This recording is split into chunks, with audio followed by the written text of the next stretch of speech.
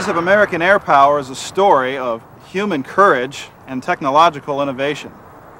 There's no better place to experience that drama than right here at the National Museum of the United States Air Force. This is the world's largest military aviation museum. How big is it? We're talking more than 300 aircraft and 17 acres of indoor exhibit space. In other words, we'd better get started. The mission of the National Museum of the United States Air Force is to tell the history and story of the United States Air Force. For visitors, you're in for a surprise. When you get here, parking's free, admission's free. It's your museum. You've already paid for it. We are just the caretakers, and we are the keepers of the stories of the people who built the United States Air Force. We use theatrical lighting. Our sign texts are designed to tell more than just what the airplane is. We use very, very well-produced mannequins to tell the story where it's lifelike, and you get that instant in time that you can, just for a second, imagine you're there. And that's the best thing about going to a museum. Every exhibit is extensively researched to ensure historical accuracy. We'll do the reading, we'll pull the original documents, we'll pull the original photographs, we'll do the measurements, we'll find color schemes, we'll go back and find actual paint chips off of aircraft and match it up so we get the exact paint scheme and color. Every once in a while, as I go through the galleries of the National Museum of the United States Air Force, you can see somebody walking along and something catches their eye. It may be something that I have never noticed before, and it catches their eye, and they'll stop on a dime and turn and go toward it. They see something that has just touched their imagination, and they simply cannot walk away. Simply can't walk away. As the greatest generation starts to leave us in ever-increasing numbers, we understand the importance of telling their story.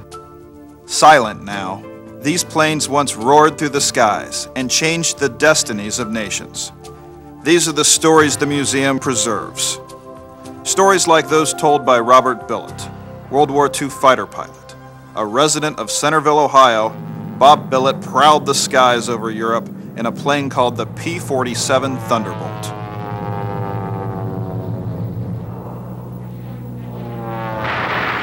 Well, it was a fabulous airplane. It was originally designed as a high-altitude fighter, and it was made by Republic in Farmingdale, Long Island. They made more P-47s than any other fighter during the war. We did ground support of our troops. First, we would dive bomb.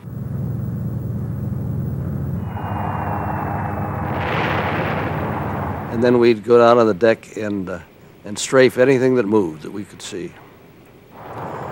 47 had more firepower. It had 8 machine guns, 4 in each wing. But this biggest attribute, it could take a tremendous amount of punishment. It was so much heavier than any other fighter we had. You felt you really had an airplane under the seat of your pants. Despite the dangers, many pilots like Bob Billett looked at aerial combat as simply doing what they'd been trained to do. It was an everyday job. First you went to a briefing. They told you what you were going to do, where you were going to go, what you were going to dive bomb, what your target was. You'd go off and do what you're supposed to do, and like your everyday job, and hope you came back. But we didn't dwell on, well, this may be my last day of being around, but you never thought of it. I didn't, at least I didn't. Some missions were almost routine. Others were unforgettable. The one mission that was very much in my mind was when we had dive bombed a rail yard and we're on our way home and saw a locomotive chugging down the tracks with flat cars with tanks on it.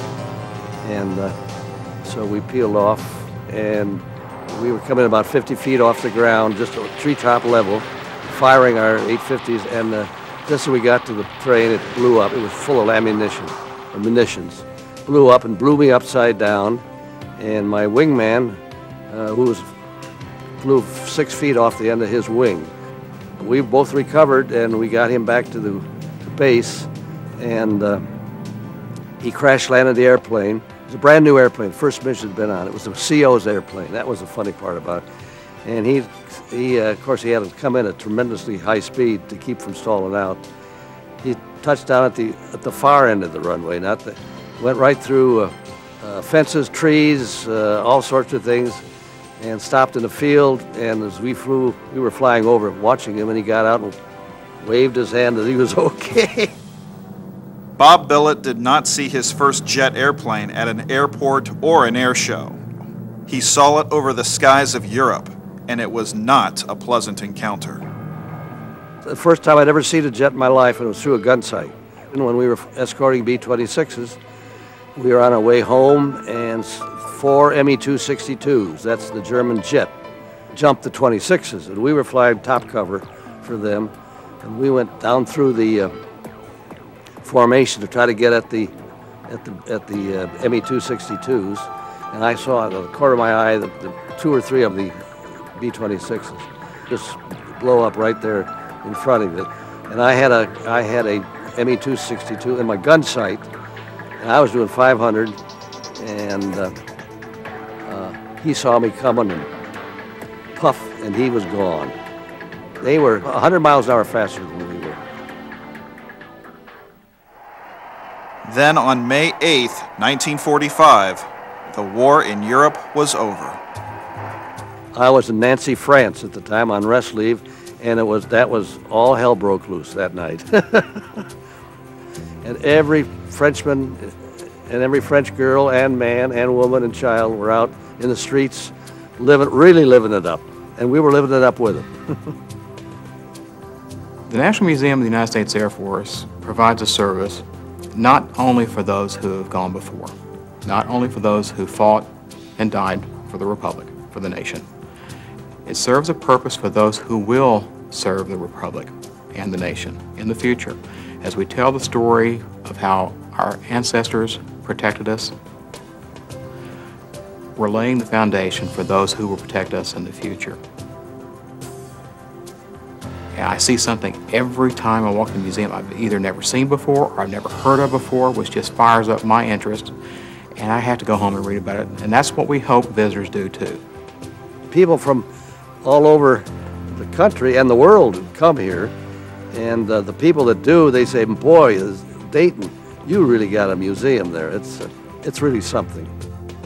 From the first plane built for the military by the Wright brothers to the latest in aviation technology, the museum is packed with incredible stories that you'll remember long after you leave.